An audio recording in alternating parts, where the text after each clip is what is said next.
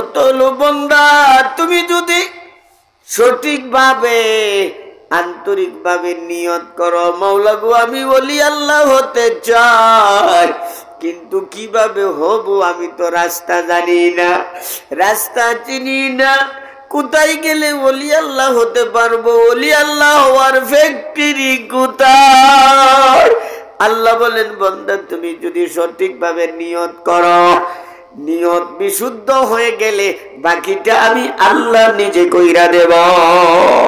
কিভাবে ওলি আল্লাহ হইবা, কই গেলে হতে পারবা, এটা আমার দায়িত্ব। যাই হোক, বলতেছিলাম হযরত বাইজিদ বুস্তামি রহমতুল্লাহ আলাইহি, নাম শুনছেন না? মস্ত বড় আল্লাহর ওলি ছিলেন বাইজিদ বুস্তামি রহমতুল্লাহ আলাইহি। রাস্তা দিয়ে যাচ্ছেন, তাজকিরাতুল আউলিয়া কিতাবে ঘটনা আসছে, হঠাৎ করে একটা পাখি গাছের ডালের মধ্যে বসা ছিল, একটা পাখি মারছে লেদা, এই লেদাটা এসে বইরা গেছে বাইজিদ বুস্তামি রহমতুল্লাহ আলাইহির পাঞ্জাবি, নতুন পাঞ্জাবিটা দুইয়া মাত্র হইরা আসছে, এন লাগাইছে যে একবারে আমরা দেশকে সেরা লেদা মারছে আর কি, মানে শুকনা মানে সেরা একবার বইরা গেছে। রাগ উঠতো না? কি কোন জুড়ে বলেন না, রাগ উঠবে। হযরত বাইজিদ বুস্তামি রহমতুল্লাহ আলাইহি এইভাবে রাগান্বিত হইয়া উপরের দিকে তাকাইলেন। জালালি তবিয়ত ছিল, চোখের পাওয়ার ছিল খুব কড়া, বুলেটের মতো দৃষ্টির আঘাত লেগে গেছে ওই পাখির উপর। সঙ্গে সঙ্গে পাখি বৃক্ষের গাছের ডাল থেকে মাটিতে পড়ে মারা গেছে, দাঁড়াইতে মারা গেছে। বাইজিদ বুস্তামি রহমতুল্লাহ আলাইহি বাহ্যিক দৃষ্টিতে অনুতপ্ত প্রকাশ করছে, কি করলাম আমি, আল্লাহর একটা মাখলুককে মাইরা লাইলাম। ওহো, কিন্তু ভিতরে ভিতরে তো খুশি। কেন? যে আমার দৃষ্টির মধ্যে এমন পাওয়ার আল্লাহ দিয়া দিছেন, ফাঁকির মধ্যে ফইরা গেছে, ফাঁকি মইরা গেছে গা।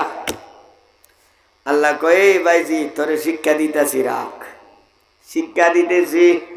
বাইজিদ বুস্তামি রহমতুল্লাহ আলাইহি পাঞ্জাবিটা দুই এখন রওনা করছে, উনি আবার মাহফিলও যাইতেছে, ওয়াজ মাহফিলে যাবেন। মরুভূমি এলাকা অতিক্রম করে যেতে হবে, প্রচন্ড রৌদ্র, রৌদ্রের কারণে হযরত বাইজিদ বুস্তামির পানির পিপাসা লাগা গেছে। এখন পানি কোথায় পাবে? পানি তো নাই। ডানে বামে সামনে পিছনে লক্ষ্য করে দেখতেছেন পানির কোনো ব্যবস্থা নাই, খুব কষ্ট পাইতেছে। পানির পিপাসা লাগলে কষ্ট লাগে না? হ্যাঁ, আর এটা তো ছিল আল্লাহর একটা পরীক্ষা, এই জন্য মুহূর্তের মধ্যে পিপাসা বাড়ায় দিছে। এত বাড়াইছে, হঠাৎ করে বাইজিদ বুস্তামি দেখতে পাইলেন মরুভূমির মাঝখানে একটা বাড়ি দেখা যায়, একটা ঘর দেখা যায় আলগার মধ্যে। ওখানে চলে গেলেন, আর বাইজিদের কথা শুনলে সবাই, হ্যাঁ কেউ বাইজিদের কথা শুনলে জিকির করেন, লা ইলাহা ইল্লাল্লাহ, লা ইলাহা ইল্লাল্লাহু মুহাম্মাদুর রাসূলুল্লাহ। বলতেছিলাম বন্ধুরা, বাইজিদের কথা শুনলে এমন কোন লোক নাই তারা জেনে চিনবে না, আর ইজ্জত করবে না, সম্মান করবে না। হযরত বাইজিদ বুস্তামি গেটের সামনে দাঁড়ায় বলতেছেন, বাড়িতে কে আছো?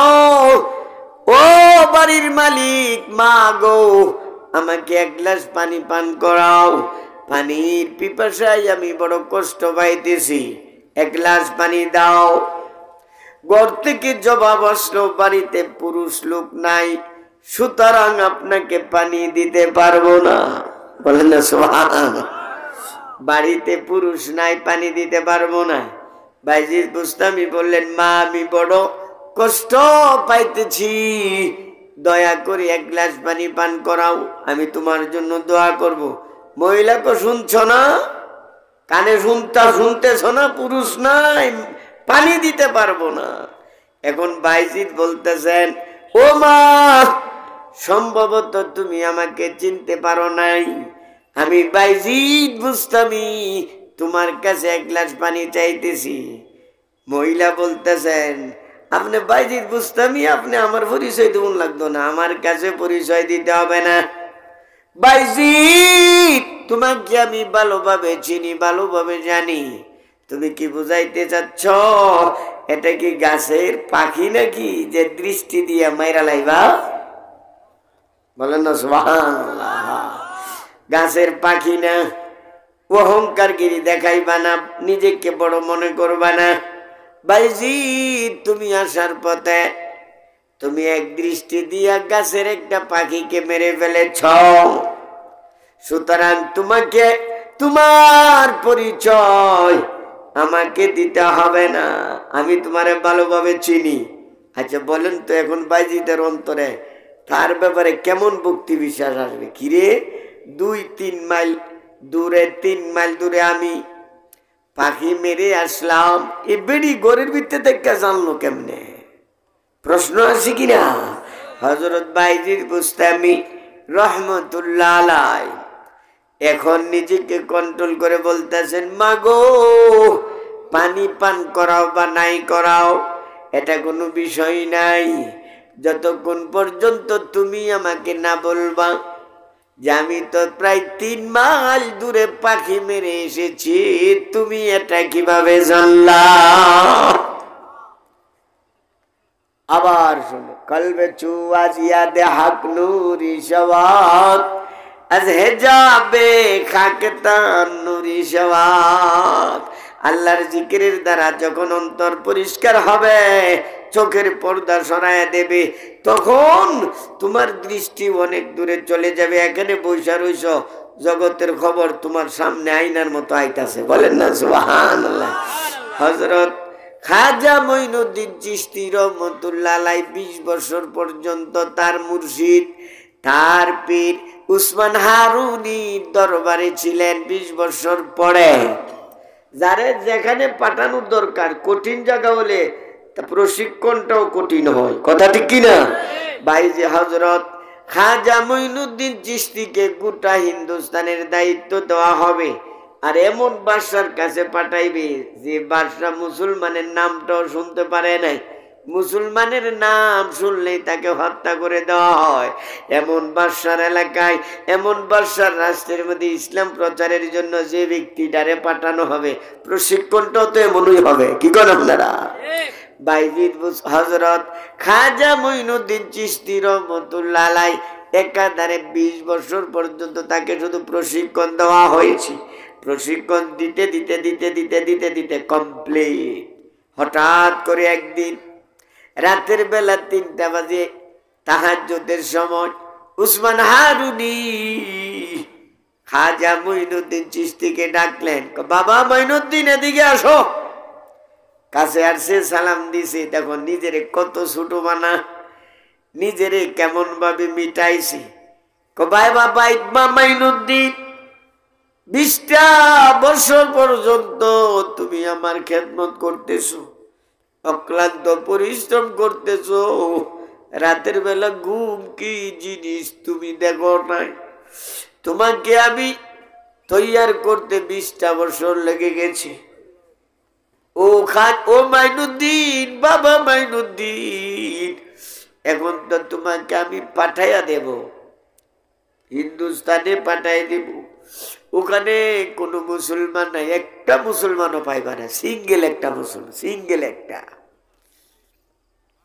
সুতরাং ওখানে মুসলমানের নাম শুনলেই তাকে দইরা জবাই করালা, পৃথ্বীরাজের যুগে।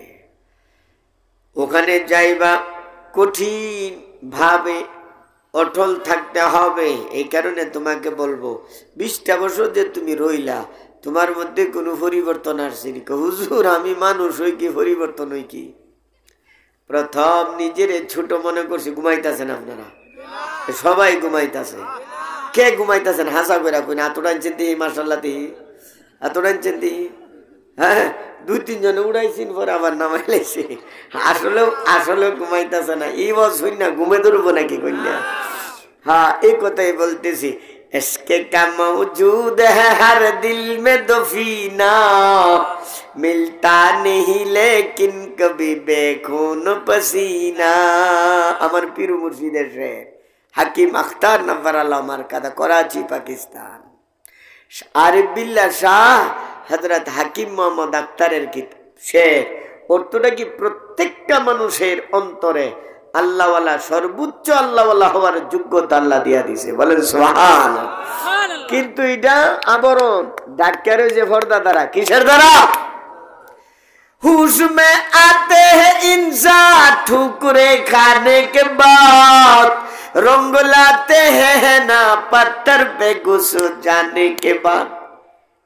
যেমন ভাবে মেহেন্দির পাতা আছে, মেহেন্দির পাতার ভিতরে লাল রং আছে, আসেনি কন্যা? মেহেন্দির পাতার মধ্যে লাল আছে। এক গাদা, এর বাপও মনে হয় গাদা ছিল, গাদার ঘরের গাদা। এ বলতেছে মেহেন্দির পাতার মধ্যে লাল আছে, কি কয়েক মন মেহেন্দির পাতা ফারছে সারাদিনে, সারা এলাকার গাছেতে ফাইরাই না। বরে কইতেছে আমি হুত্তাছি, তুই ডাইলা দিয়ে উপরে দা, একবারে কবরের মতন বানাই নেবি, সারা শরীর যাতে লাল হইয়া জাগা, দাড়ি মুষ্টু চুল টুল কি হয়ে যাবে, লাল হয়ে যাবে। আচ্ছা বলেন তো, যদি হুত্তা আর উপরে যদি কি দে মেহেন্দির পাতা যদি সাইরাতে, লাল হইতো না? কেন লাল নাই ভিতরে? আরে গাদা ভিতরে তো আছে। এই লাল বাইর করতে গেলে একটু মেহনত করতে হইব। কি মেহনত? বাড়তে হইব। এটা ফাড়ার মধ্যে দিয়ে হিল দ্বারা গসাইতে হবে। রঙ লাতি হ্যাঁ না পাত্তার পে ঘুসু জানে কে বা, ফাড়ার মধ্যে বাড়ো, মিহিন করো, এরপরে লাগাও। আধা ঘন্টায় দাড়ি লাল হইয়া যাবে। এ আর যদি এক মন মেহেন্দির পাতা যদি তোমার উপরে ফালায় রাখো আর নিচে উঠতে থাকো, 1.5 মাস পরেও দেখবা একটু লাল হইছে না? লাল হইব কি বলেন না?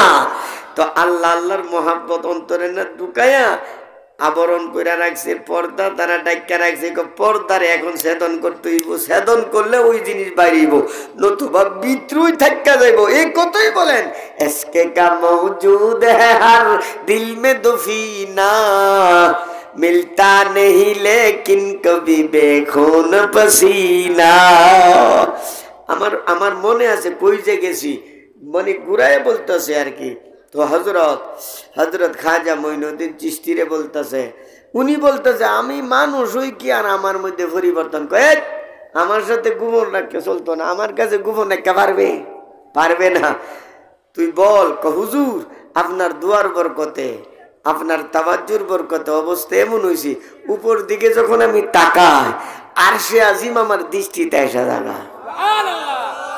কতটুকু? আরশে আজিম পর্যন্ত। আর মাশায়েখে চিশতি কিতাবে শেখ জাকারিয়া কান্দলবি মঈনুদ্দিন চিশতির আলোচনা করতে গিয়ে ঘটনা এইভাবে লিখছেন, তো উপরে যদি তাকাও, 7 আসমান অতিক্রম করে সিদরাতুল মুনতাহা, লৌহ কলম সব কিছু ভেদ করে আরশে আজিমে যাওয়া, চোরের পাওয়ারটা কেমন? তখন গিয়া হযরত উসমান হারুনি বলতেছেন, বাবা এখন তোমারে পাঠানো যায়, কোনো সমস্যা নাই, এখন তোমার একটা লুম্ব ইলাইতে পারতো না, বলেন না সুবহানাল্লাহ।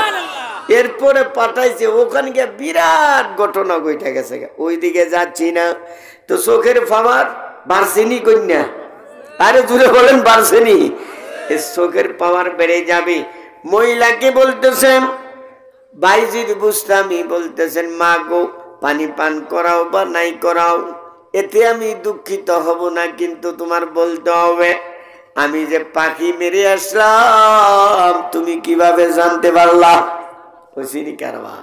মহিলা এখন বলতেছেন, হুজুর গো আমার কথার দ্বারা আপনি যদি দুঃখ পেয়ে থাকেন ক্ষমা করে দেবেন। আমি ভালোভাবে জানি বর্তমান যুগের সর্বোচ্চ স্তরের ওলি আল্লাহ আপনি, আপনার সাথে বেয়াদবি আমি করতে চাই না।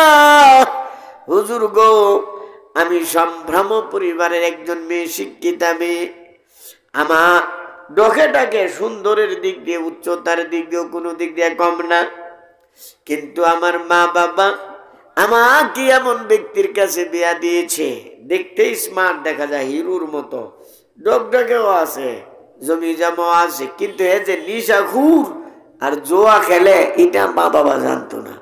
কেউ বলেন তো জোয়া যারা খেলে এরার পয়সা থাকে? কিছুদিন পরে আমি বুঝতে পেরেছি আমার স্বামী নিশাখোর, মদখোর আর কি, মদ খা, আবার জোয়ারি, জোয়া খেলে। মা বাবার কাছে বিচার দিলাম, কোনো কাজে আসতেছে না, এরা তো বুঝাইবো এনে।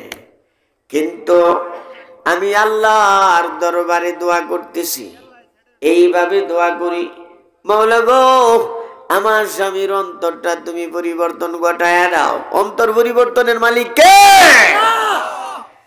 मायूस ना हो अहले ज़मी अपनी खता से, तकदीर बदल जाती है मुज़तर के दुआ से, तकदीर बदल जाती है मुज़तर के दुआ से। पापी तापी बंदा के हो निराश जना हो, तब तो मनेर दुआर फले तकदीर पाल्टाय। ভাগ্য পরিবর্তন হয়ে যায়। আমি আমার মাওলার দরবারে এইভাবে দোয়া করছি, মাওলা গো তুমি পারো না এমন কোন বিষয় নাই, আমার স্বামীর অন্তরটাকে তুমি পরিবর্তন ঘটাইয়া দাও, যাতে করে নেশা না করে, যাতে জোয়া না খেলে, যাতে করে সে একজন আল্লাহর ওলি হইয়া যায়। কিন্তু মাঝে মধ্যে নেশা কইরা বাড়িতে আসার পর আমাকে মারপিট করতো। নিশা অবস্থায় তো কিচ্ছু বুঝে না, নিশা গেলে আমার সাংঘাতে আদর করে। যখন নিশা চলে যায় মাঝে মধ্যে আমাকে মারপিট করতো, কিন্তু আমি আমার স্বামীর সাথে বেয়াদবি করি না। এ মহিলারা শুনো, চমৎকার একটা কথা, একমাত্র মহিলারাই পারেন স্বামীকে মানসিক ভাবে সুস্থ রাখার। আবার স্ত্রী পারবো জামাইরে কয়েক মাসের ভিতরে পাগল বানায় ছেড়ে দিব, মানসিক রোগে আক্রান্ত হয়ে যাবে। বউয়ের জ্বালা সহ্য করার মতো না, পাগলও বানাইতে পারবে, মানসিক রোগ থেকে মুক্তিও দিতে পারবে। যত পেরেশানি হোক না কেন স্ত্রীর কাছে গেলে দুইটা কথা সান্ত্বনাদায়ক দিয়া ঠান্ডা করে দিবে, গাম থাকলে মুচ্ছা দেবে, বদ জড়াইয়া ধরবে, দেখবা জামার অর্ধেক রোগ এমনি ভালো হয়ে যাবো। আর লক্ষ কোটি টাকা কামাই করে আছে ঘরের ভিতরে, হ্যাঁ এটা খুশি আল্লাহ না তোমার কাছে এসে শান্তি আর পাইলাম না, এর তো জ্বালা শুরু হয়ে গেছে গা, মাথা গরম হয়ে গেছে, বাইরে হইলো ঠান্ডা, গরম হইলে মাথা। কয়েকদিন পরে দেখবা বলতে বলা আরম্ভ করো, ঘুম আসবে না, খানা চলবে না। এই জন্য মহিলারাই পারবে তার স্বামীকে মানসিক রোগ থেকে মুক্তি দিতে, আবার পাগলও বানাইতে পারবে। যাই হোক, মহিলা আল্লাহর দরবারে এইভাবে দোয়া করছেন, মাওলা গো তুমি পারো না এমন কোনো বিষয় নাই, আমি তোমার দরবারে আমার স্বামীর জন্য দোয়া করছি, আমার স্বামীর অন্তরটারে তুমি পরিবর্তন ঘটাইয়া দাও। একদিনের ঘটনা, বাইজিদ বুস্তামিকে বলছেন, ও আল্লাহর ওলি বাইজিদ, এশার নামাজের পর আমি নামাজ আদায় করে মুসল্লাতে বসা, আমি মুনাজাত করছিলাম, আমার স্বামী নিশা অবস্থায় ঘরে আসি, তুলনামূলক মদ মনে হয় বেশি পান করেছিল, আইসাই আমাকে লাথি কিল ঘুষি আরম্ভ করছে, নিশা অবস্থায় কইতে পারে না, মারতেছিল। আমি কোনো কিছু বলি নাই, এক পর্যায়ে মাইরটা একটু বেশি পড়ে গেছে, এক জায়গায় ছিটটা গেছে, গায়ে রক্ত বের হয়ে গেছে। এই রক্ত দেখে আমার কলিজা ছিঁড়ে গেছে। আল্লাহর দরবারে আমি মুনাজাতে হাত উঠাইলাম, স্বামীর সাথে বেয়াদবি করি নাই, স্বামীর সাথে কোনো গালমন্দ করি নাই। কিছুক্ষণ পর স্বামী নিশা যখন চলে গেছে, স্বাভাবিক অবস্থায় হয়ে গেছে, স্বামী আমার পাশে আইসা পড়ছি। স্বামী যে পড়ছে আমি অনুভব করতে পেরেছি। আমি তখন আল্লাহর দরবারে চোখের পানি ছেড়ে কান্নাকাটি করে একটা কথাই বলছিলাম, মাওলা গো আমার স্বামীকে তুমি মাফ করে দাও, আমার স্বামীকে তুমি নিশা থেকে হেফাজত করো, জুয়া খেলা থেকে আল্লাহ হেফাজত করো, আমার স্বামীর অন্তরটারে তুমি পরিবর্তন ঘটাইয়া দাও। সারা দুনিয়ার মাখলুকাতের অন্তর পরিবর্তন তুমি করো। আমি আমার স্বামীর জন্য আল্লাহর দরবারে কান্নাকাটি করছিলাম, হঠাৎ করে স্বামী আমাকে জড়ায়া ধরছি। স্ত্রী গো, আমি ভুল করেছি, কত জুলুম অত্যাচার নির্যাতন তোমাকে আমি করেছি, আমাকে ক্ষমা করে দাও, ক্ষমা করে দাও। আমি এত নির্যাতন করার পরেও তুমি আমার সাথে বেয়াদবি করনি, উল্টা আল্লাহর কাছে তুমি আমার জন্য দোয়া করছো। ও আমার কলিজার টুকরা স্ত্রী, তুমি আর কাঁদতে হবে না। আমি তোমার দোয়া সবগুলো শুনেছি, ওয়াদা করলাম আজ থেকে আমি জুয়াও খেলবো না, নেশাও করবো না, কিন্তু তুমি আল্লাহর হস্তে আমারে মাফ করে দাও। স্বামীর এই কথা শুনে আমার কলিজা ঠান্ডা হয়ে গেছে। আমি তো খুশিতে বাগবা। আমি স্বামীকে জড়াইয়া ধরলাম, দুইজনে খুশির কিছু কান্নাকাটি করলাম। এখন স্বামী বলতেছেন, ও স্ত্রী, তোমার মতো স্ত্রী পাই আমি ধন্য। তুমি আমাকে এত সুন্দরভাবে জুয়া এবং নেশা থেকে ফিরিয়ে আনলে। তোমাকে আমি অনেক কষ্ট দিয়েছি, তোমার দোয়ার বরকতে যেহেতু আল্লাহ আমাকে ফিরিয়ে দিয়েছেন, তোমাকে তো একটা পুরস্কার দেওয়ার দরকার। মরার পরে আল্লাহ পুরস্কার দেবেন, এটা তো বাকি নগদ একটা পুরস্কার দরকার। আমি এখন তোমার দরবারে তোমার জন্য আল্লাহর কাছে দোয়া করব, কারণ আমি ভালোভাবে জানি, উলামায়ে কেরামের জবান থেকে শুনছি, আত্তাইবু হাবিবুল্লাহ, গুনাহ থেকে তওবা করার সঙ্গে সঙ্গে বান্দা আল্লাহর ওলি হইয়া যায়। সব গুনাহ যখন আল্লাহ মাফ করে দিব তো ওলি আল্লাহ না। আমি এখন তোমার জন্য একটা দোয়া করব, তুমি আমিন কইবা। মহিলা স্ত্রীরে বলতেছে, তুমি আমিন বলবা। এইভাবে দোয়া করছে, মাওলা গো, আমার স্ত্রী অনেক নির্যাতনের শিকার হয়েছে, কিন্তু আমার সাথে কোনোদিন বেয়াদবি করে নাই। ও আল্লাহ, দয়া করে আমার স্ত্রীকে তুমি একটা নগদ পুরস্কার দিয়ে দাও, নগদ একটা পুরস্কার দিয়ে দাও, আমি খুশি হব গো মাওলা। তোমার কাছে আমি ভিক্ষা চাই, আমার স্বামীর দুয়ার বরকতে আল্লাহ নগদ আমাকে একটা পুরস্কার দান করেছেন, আর তা হলো অন্তর চক্ষু আল্লাহ খুলে দিয়েছেন। বলেন সুবহানাল্লাহ। ও আল্লাহর ওলি ভাইজি, 10 মাইল এরিয়ার ভিতরে যা কিছু করছে, যা কিছু ঘটে, যা কিছু করে, সবগুলো আমার অন্তরের আয়নার মধ্যে এসে যায়। আচ্ছা বলেন তো, এই অবস্থা হয়েছে এই কতই তো।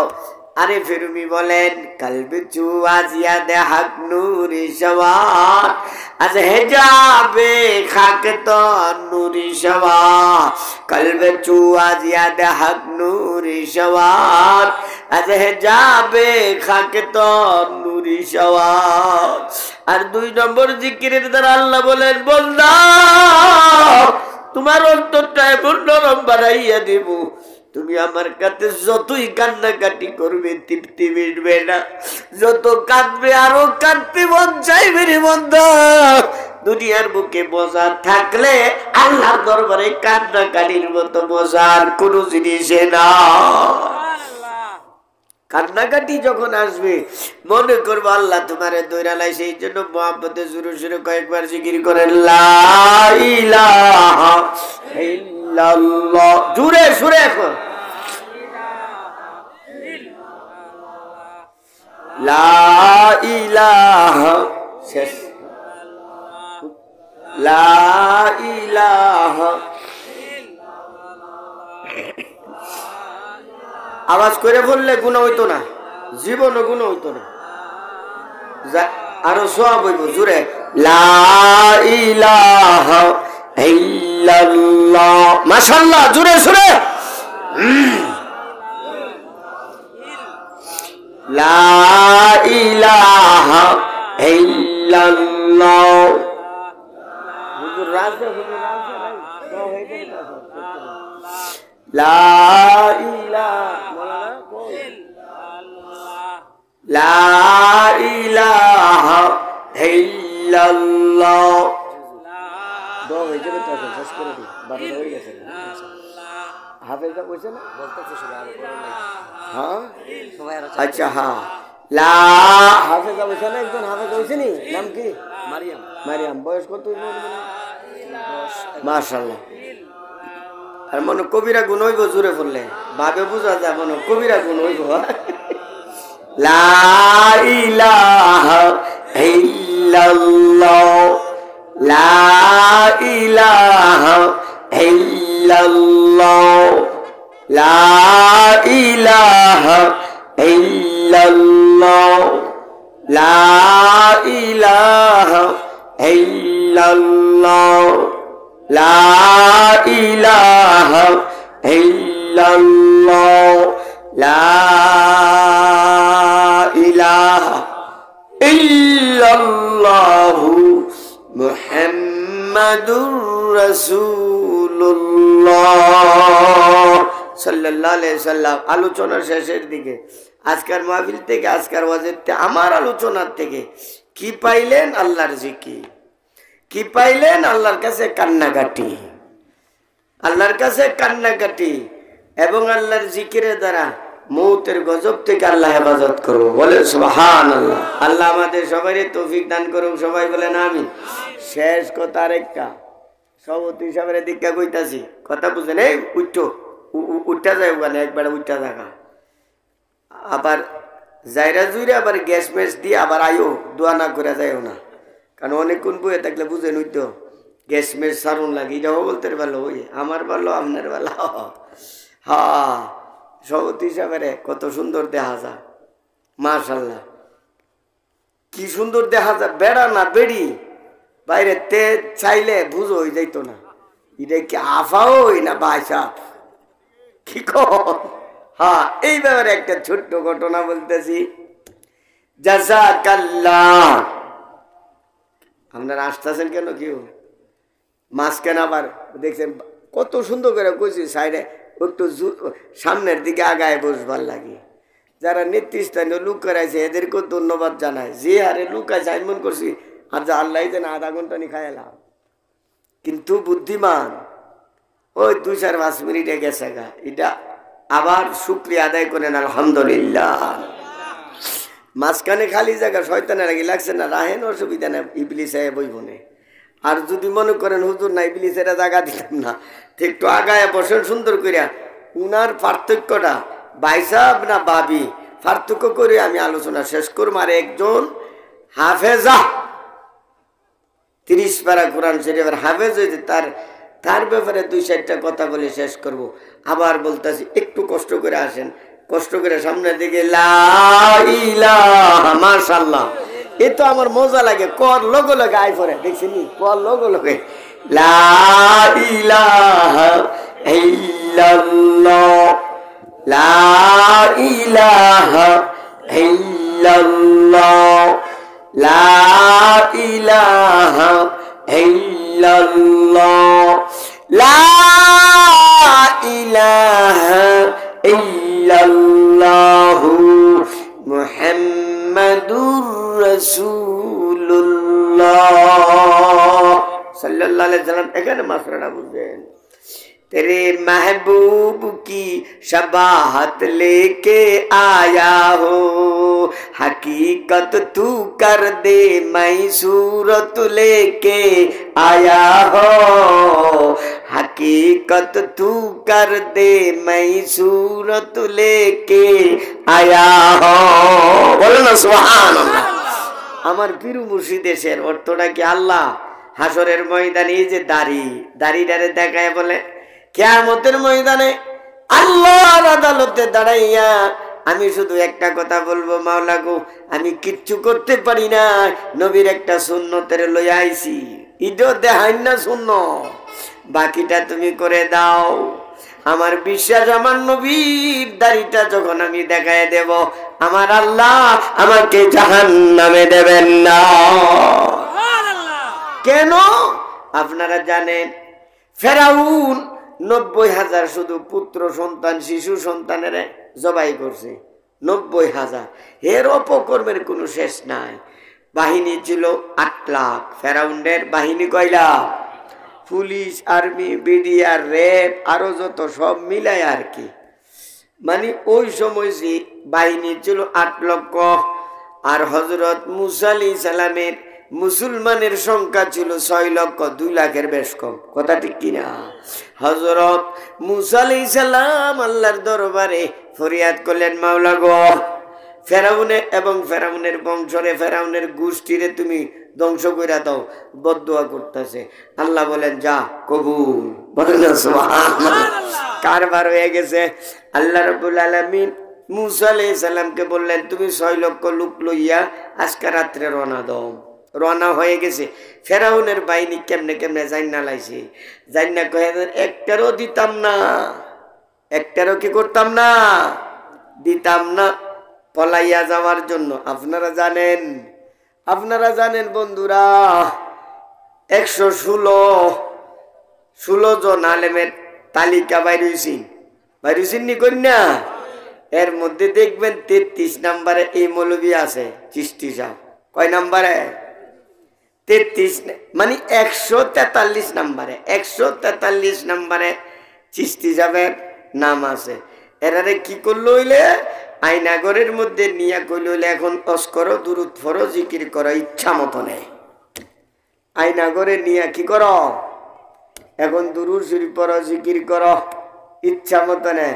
কয়েকদিন পরে দেখবা কাঙ্কাল, কয়েকদিন পরে দেখবা লাশ, কয়েকদিন পরে দেখবা বেনাউড় হয়ে গেছে। আয়নাগর তো আয়নাগর, আমার হাবা।